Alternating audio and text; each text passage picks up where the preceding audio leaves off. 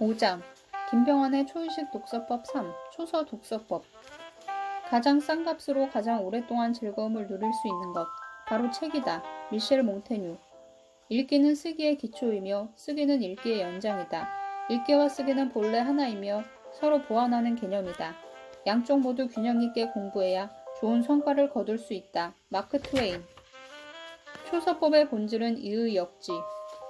내가 초서법을 강조하면 많은 사람이 하는 말이 있다. 초서법은 단순히 중요한 대목을 베껴 쓰는 독서법이 아닌가요? 그런데 그것이 어떻게 중요한 독서법이 될 수 있나요? 이런 질문은 수박의 겉만 보고 맛보고 나서 뭐 이렇게 맛없는 과일이 있느냐고 반문하는 것과 마찬가지다. 초서법은 단순히 베껴 쓰는 게 전부가 아니다. 진짜 초서법은 2000년도 더 전에 맹자가 말한 내 뜻으로 저자의 뜻을 거슬러 구해본다는 의미의 의의 역지를 실천하는 독서법이다. 초서법의 본질은 의의 역지 독서법의 본질과 다르지 않다. 다만 초서법은 구체적으로 붓을 사용하여 필기하는 것을 덧붙여 강조할 뿐이다. 그런데 많은 사람이 붓을 사용하여 필기하는 데에만 관심을 둠으로써 초서법에 대해 오해하곤 한다. 다산이 자녀들에게 초서를 권했을 때 그 자녀들 역시 초서를 별것 아닌 것으로 성급하게 간주해버리고 소홀히 여겼던 적이 있다. 다산은 이런 자녀들에게 크게 화를 내면서 초서법의 중요성을 재차 강조했다. 조선 영조 때의 실학자 담원 홍대용이 독서의 비결로 삼은 방법이 바로 이의 역지다. 이것은 자신의 뜻을 토대로 하여 작가의 뜻을 거슬러 구해보고 이 두 가지를 종합하여 더 높은 뜻을 발견하는 것이다. 무조건 작가의 뜻을 수용하는 우를 범하지 않고 그렇다고 자기 뜻만 옳다고 내세우는 실수를 범하지 않으면서 기존의 자기 뜻에 작가의 뜻을 더하여 좀 더 높은 뜻을 새롭게 세우는 것이 바로 초서법의 본질이며 의의 역지 독서법의 정수이다. 옛 선조들이 실천한 독서법이 한두 가지만 있는 게 아니다. 수많은 학자가 있었기에 자신에게 맞는 독서법을 자기 나름대로 구축하고 평생 향상시켜 나갔던 독서의 고수들 또한 한두 명이 아니었다. 선조들의 독서법 중 가장 잘 알려진 것 중에는 글을 반복해서 소리내어 읽으면 문리가 탁 소리를 내며 터진다는 인성구기 독서법이 있다. 소리를 내서 읽으면 기가 생기고 통하게 된다는 뜻이다. 사극 드라마나 영화 등에서 천자문 같은 글을 읽는 장면을 연상하면 된다. 하늘천 땅지 하며 소리를 내서 읽는 아이들의 모습이 떠오를 것이다. 인성구기는 이처럼 가장 권장되던 독서법 중 하나였다. 이는 가장 많은 사람들이 사용했던 독서법이었다. 그러나 위대한 인물로 도약한 사람들을 살펴보면 이런 독서법이 아닌 남다른 독서법을 고수해왔음을 알 수 있다. 우리 선조 중에서 가장 많은 책을 저술한 두 사람인 다산 정약용과 해강 최한기의 독서법, 그리고 교육도 제대로 받지 못한 가난한 농부의 아들이었음에도 신중국을 건국한 중국의 국부 마오쩌둥의 독서법을 살펴보면 독서 습관이나 독서의 양보다 더 중요한 것이 효과적인 독서법이라는 사실을 알 수 있을 것이다. 초서법은 독서에 신중하게 계획된 심층 연습이다. 나는 앞장에서 평범한 사람이 어느 순간 천재로 도약해 비범한 성과를 창출하기 위해서는 세 가지 조건을 충족시켜야 한다고 이야기했다. 그런데 그 중에서 방법론에 가까운 게 바로 신중하게 계획된 연습 혹은 심층 연습이다. 이 둘은 각각 다른 두 명의 전문가가 주장한 것이지만 그 본질은 비슷하다. 제프 콜빈이 말하는 신중하게 계획된 연습에 대해 다시 한번 정리하면 이렇다. 1. 한계를 넘는 훈련과 연습이 필요하다. 그래서 실수나 실패가 필연적으로 많이 생긴다. 2. 자신의 훈련에 대해 검증하고 교정한다. 한 번을 해도 제대로 하는데 집중한다. 그래서 시간이 아주 많이 걸리고 얼핏 보면 어리석은 행동처럼 보일 수 있다. 3. 그 과정을 무한 반복한다. 그래서 시간이 많이 걸린다. 데니얼 코일이 말한 심층 연습을 정리하면 이렇다. 속도를 늦추고 하나를 하더라도 한 번을 하더라도 미세한 부분까지 제대로 하고자 노력한다. 동시에 그 어떤 실패나 실수도 허용하는 대신 그 실수를 교정하는 의도적인 과정을 되풀이하는 연습이다.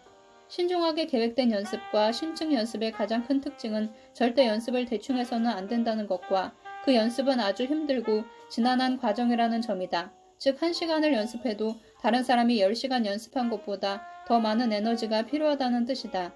고통스럽지만 자신을 넘어서야 하는 그런 한계에 대한 도전이라는 의미가 담겨 있다. 그러므로 정교한 노력이 필요하다. 시간도 걸린다. 그리고 의도적으로 자신이 원하는 목적을 달성하기 위해 그 과정을 무한 반복해야 한다. 독서라는 측면에서 생각해 볼 때 초서법은 눈으로 빨리 읽는 속독법이나 일반 독서에 비해 엄청난 시간과 노력이 필요한 독서의 심층 연습이다. 그뿐만 아니라 자신의 한계에 대한 도전과 극복, 그리고 개선과 무한 반복이라는 요소를 모두 가지고 있는 독서에 신중하게 계획된 연습이다. 초서법은 단순히 베껴 쓰는 독서법 혹은 필기하는 독서법이 아니다.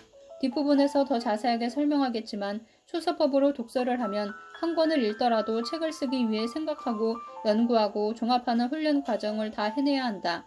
따라서 한 권의 책을 읽어도 엄청난 노력과 에너지가 필요하고 한계 극복이라는 상황과도 맞닥뜨려야 한다. 만약 내가 3년 동안 이런 힘들고 어려운 독서법으로 무한 반복하면서 책을 읽지 않았다면, 그래서 일반적인 독서법, 눈으로 읽고 이해하고 수용하는 독서법으로만 책을 읽었다면 지금 나는 단 한 권의 책도 쓰지 못했을 것이다. 제프 콜빈이 말한 것처럼 평범하고 쉽고 편한 연습은 아무런 도움도 주지 못한다. 독서의 측면에서 볼 때도 이 말은 그대로 적용된다. 쉽고 편한 독서, 속도만 빠른 독서, 정보와 지식만 습득하는 이해와 수용 중심의 독서는 절대로 사람을 성장시키지 못한다.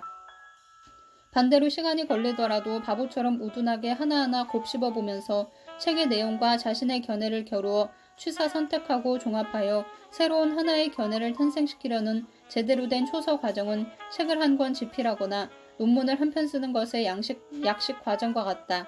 그러므로 매일 자신을 넘어서는 한계 도전과 극복의 과정을 거쳐야만 한다.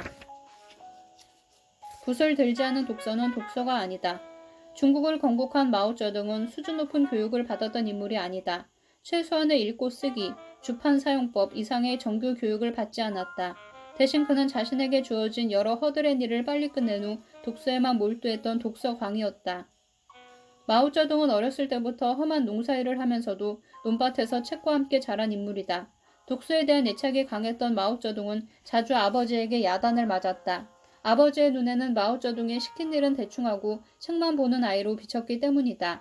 하루는 아버지가 마오쩌둥에게 걸음을 15번 나르라고 지시했다. 보통 사람이라면 온종일 해야 할 만큼의 양이었다. 그런데 마오쩌둥은 반나절 만에 걸음을 15번 다 나르고 나머지 반나절 동안은 책에 파묻혔다. 이런 사실을 몰랐던 아버지는 그가 이를 등한시하고 오직 책만 읽는 것이라 생각하고 호통을 치기도 했다. 그의 아버지는 자기 아들이 왜 이렇게 종일 쓸데없는 책만 읽는지 매우 답답해했다. 마오쩌둥의 아버지는 자식이 쓸데없이 책 읽는데 시간을 낭비하는 대신 학교 공부를 더 하거나 상업학교에 진학해서 변호사나 관리가 되었으면 더 좋았을 거라며 한탄하곤 했다. 하지만 그런 사람이 13억 중국인의 정신적 지주가 되었고 신중국을 건국한 국부가 되었다. 세계적인 지도자 중에서도 독서를 많이 했던 인물로 손꼽히는 이가 바로 마오쩌둥이다. 그는 산책을 나갈 때도 손에 책을 들고 있었고 들판에서 힘든 농사일을 할 때도 틈만 나면 책을 읽었다. 심지어 그는 생을 마감하는 마지막 응급 상황에서도 책을 읽었다고 한다. 그런데 그 당시 중국에는 마오쩌둥만큼이나 책을 사랑하고 많이 읽는 이가 수천 명은 더 되었을 것이다. 하지만 어떻게 해서 그중 마오쩌둥만이 신중국의 국부가 되었던 것일까? 나는 그 비결이 그의 남다른 독서 방법에 있다고 생각한다. 그의 독서법은 다른 방법들보다 더 심층적인 연습을 할 수 있게 해주었다. 마오쩌둥은 삼복 쌓은 독서법을 실천했고 여기에 덧붙여 사다 원칙을 준수했다. 삼복 쌓은 독서법은 3번 반복해서 읽고 4번 익히는 것이다. 쉽게 편하게 한번 눈으로 읽고 마는 그런 독서가 아니었다. 여기에 사다 원칙을 더하면 이것은 누가 봐도 심층 연습과 같은 독서 훈련이 이루어진다. 사다 독서 원칙은 다독, 다사, 다상, 다문을 말한다. 다독은 많이 읽는 것이고 다사는 많이 베껴 쓰는 것이고 다상은 많이 생각하는 것이고 다문은 많이 질문하는 것이다. 마오쩌둥은 한 권의 책을 읽어도 많이 쓰고 많이 생각하고 자신에게 많은 질문을 던지면서 최소한 3번 반복하고 4번 익혔다. 그가 남긴 독서 관련 어록 중에서 가장 위대한 말은 이것이다. 붓을 움직이지 않는 독서는 독서가 아니다. 마오쩌둥이 이렇게까지 말한 이유에 대해 곰곰이 생각해봐야 한다.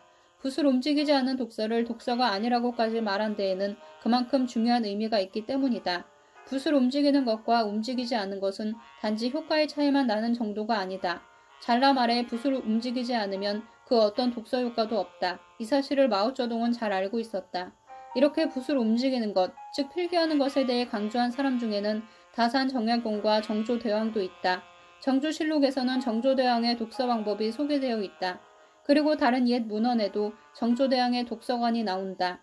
이런 기록들을 통해 정조대왕이 책을 볼 때 한두 번 자세히 읽는 것보다 손으로 직접 초록하는 것이 더 효과적이라고 강조하는 것을 볼 수 있다. 그래서 자신도 초록하는 독서를 가장 좋아한다고 말했다. 효과도 많이 보았다. 정조대왕은 이런 독서 방법은 꼼꼼하지 않고 대면대면 그저 읽고 넘어가는 독서 습관과는 비교조차 할 수 없는 것이라 언급하면서 초록을 강조했다. 다산 정약용이 18년 유배 생활 동안 500권이라는 엄청난 수의 책을 집필할 수 있었던 원동력은 초서 독서법에 있었다고 해도 과언이 아니다. 이는 나 또한 연필을 움직이며 하는 독서의 효과를 누구보다 확실히 경험해봤기 때문에 자신있게 말할 수 있다. 다산의 초서 독서법의 알맹이를 보면 마오쩌둥의 독서법과 본질과 원리적인 측면에서 거의 통한다는 사실을 발견할 수 있다. 심지어 위대한 성군 세종대왕의 독서법이었던 백독백습 역시 그 본질과 심층 독서의 원리 측면에서 앞에 두 가지 방법과 거의 같은 독서법임을 알 수 있다. 초서하는 순간 뇌 전체가 움직인다. 그렇다면 손을 사용하는 초서 독서법이 왜 놀라운 효과를 가져다 주는 것일까? 한마디로 손은 뇌의 가장 많은 부분을 자극하는 기관이기 때문이다. 1940에서 1950년대 캐나다의 유명한 신경외과 의사였던 와일드 펜필드는 대뇌피질이 위치별로 받아들이는 신체 감각이 다르다는 사실에 착안하여 신체 감각과 대뇌피질을 연결한 뇌의 지도 호문쿨루스를 만들어냈다. 이 지도를 보면 손과 손가락 부위가 대뇌피질의 감각 영역과 운동 영역에서 가장 많은 부위를 차지하고 있음을 알 수 있다. 간단히 말해 손과 손가락을 움직이면 뇌의 가장 많은 부분을 자극하고 활동하게 할 수 있다는 것이다. 손을 많이 사용하는 악기를 배우면 머리가 좋아지는 이유가 바로 여기에 있다. 젓가락을 사용하는 민족인 한국, 일본, 중국 사람들이 세계에서 가장 지능지수가 높은 까닭도 맥락을 같이 한다. 와일드 펜필드의 호문쿨루스 감각 모형 사진 출처 국가과학기술위원회 공식 블로그. 이 사진을 보면 인간의 손이 뇌에 얼마나 많은 영향을 미치는지를 쉽게 이해할 수 있다.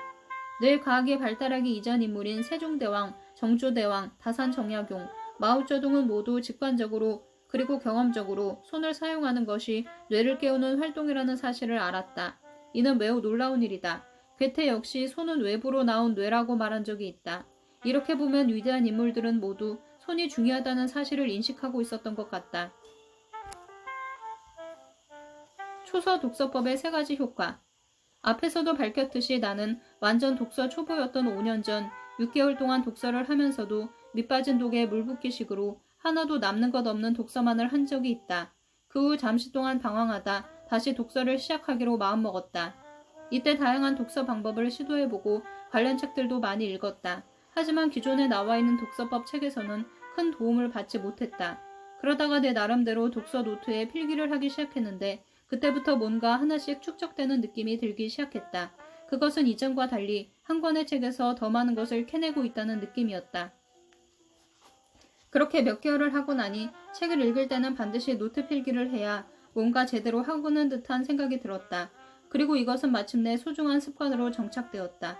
하지만 그 상태에서 계속 정체되는 느낌이 조금이라도 들면 또 다른 독서 방법을 생각해내고 그것을 시도해보고 검증해보고 다시 피드백하면서 독서법을 발전시켜 나갔다. 결과적으로 3년이 지나자 나는 다산 선생의 초서 독서법과 거의 비슷한 방법으로 독서를 하고 있었다. 그렇다면 초서 독서법은 어떤 효과가 있는 것일까? 가장 큰 효과는 책의 내용을 환하게 꿰뚫을 수 있다는 것이다. 눈으로만 읽으면 이해하고 수용하는 수준에서 그치기 쉽다. 하지만 초서를 하면 책의 핵심 내용, 중요 문장을 손으로 직접 쓰기 때문에 핵심 키워드와 문장이 머리에 각인된다. 그리고 그 과정에서 책의 내용을 한 문장으로 압축하고 또 압축하는 훈련을 하게 된다. 또 초서를 하면 기억력이 향상된다. 눈으로만 읽으면 책을 덮는 순간 하나도 기억이 나지 않을 때가 많다. 그러나 노트 필기를 하면 기억에 훨씬 더 오래 남는다. 이와 함께 초서를 하면 내가 무엇을 읽었는지 그리고 무엇을 배웠는지에 대해 나름대로 정리할 수 있고 요약할 수 있다. 나도 처음에는 베껴 쓰는 것이 90% 이상이었다. 그러면서 조금씩 변하기 시작했다. 베껴 쓴 것보다 내가 이 책을 통해 배운 것, 내 생각으로 읽은 것, 그리고 작가의 견해와 나의 견해를 비교 분석하고 종합하여 새롭게 만들어낸 제3의 것 등의 비중이 점점 더 높아지게 되었다. 그 과정에서 초서를 하지 않았다면 절대로 깨닫거나 생각해 볼 수 없었던 것들을 부가적으로 더 많이 생각하고 정리하고 요약할 수 있게 되었다.